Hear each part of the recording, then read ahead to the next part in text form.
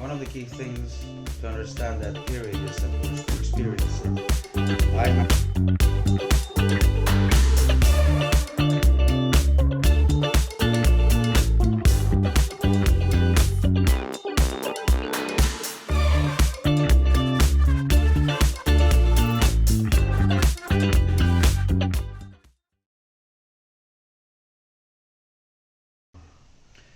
When I was applying to film school, it was somewhere around 2008.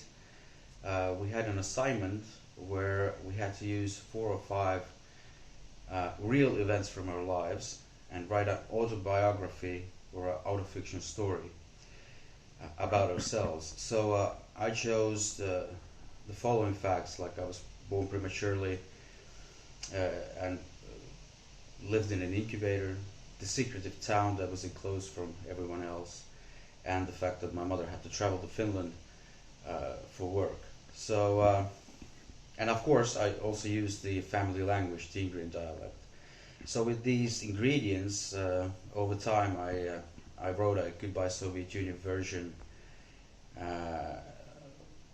and thought about it for a few years until it matured in my head, and then I started to write it as a feature film.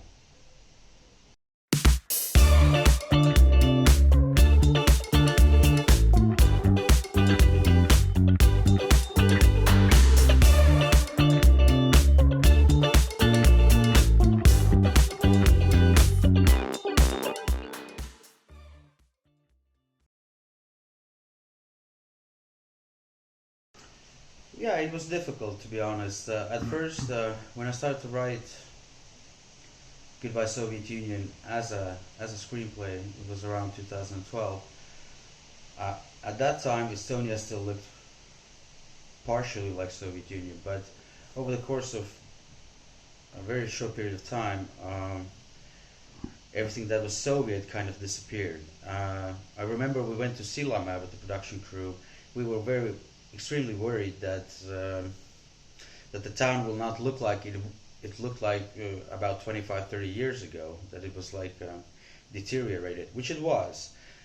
We just got lucky that the European Union somehow funded the restoration of the Sillamäe city center to its Stalinistic architecture look, and lucky me, it helped our production. But otherwise, yeah, we had to travel across Estonia to find places that still look like Soviet Union.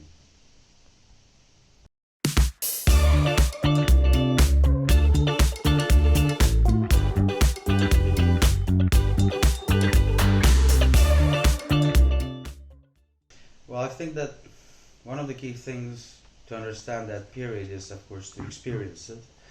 I managed to experience it as a child, but there was a lot of people in the group, in the film group, that had lived that period when they were elder and so forth. So I also listened for their experiences. It was very common for us to reflect during evenings about our experiences about the Soviet era, what kind of a period it was.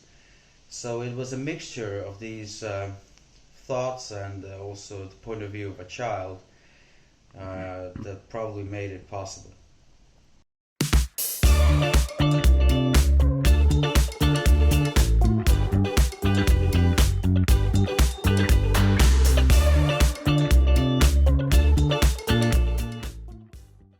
Well, with children, it's always difficult at first, especially when you do a feature film. I understood pretty quickly that despite the fact that the children wanted to participate in the movie, they really didn't understand what they said yes to. They didn't understand how much work it involves. So first we needed to train the kids, which required quite many training sessions with each other. But in terms of how children understood that period, wasn't that important, because in Goodbye Soviet Union, what really interests Johannes are basic things, love and acceptance and so forth. So those were things that the kids could relate to, like any other child. Um, but it's always a challenge at first to teach the children how to do or how to behave and how to act in a film set. Once you've done that, the plus side is that for children it's more always more playing than working, to be honest. So, and they love to play, so they, they tend to give everything when you shoot a scene with them, and I personally love it myself. So.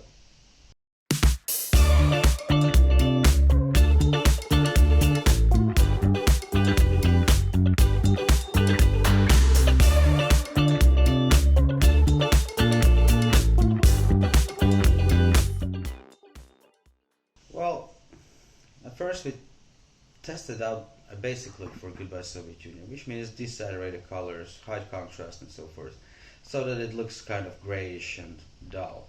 And then we started to think, because me and Lotman, we were the same age. We started to remember our childhood, and we were like, well, it wasn't colorless, to be honest. Why do we remember these or this era in this particular way? And we looked at old photos, and those photos were also desaturated. They were filmed on Orbo film, if I remember correctly, during the Soviet era, and the quality of that film was rubbish. So your memories as photos look like rubbish, and I think that's why we remember this kind of grayish world about the Soviet Union. But then we stumbled upon photo book of Priit Vesilend, if I remember correctly, a photographer, an expatriate of Estonia who returned to the Soviet Union in the late 70s, and he filmed the Soviet Union with a Kodak camera, with a Kodak film, and it represented more clearly how the colors really look like. So when we saw that book, when we saw those pictures with a lot of yellow and green and blue colors, we were pretty amazed about it, and that was pretty much the reason why we decided to go that way, because we didn't want to leave a picture about Soviet Union like we have used to see it through the eyes of a Orbo film.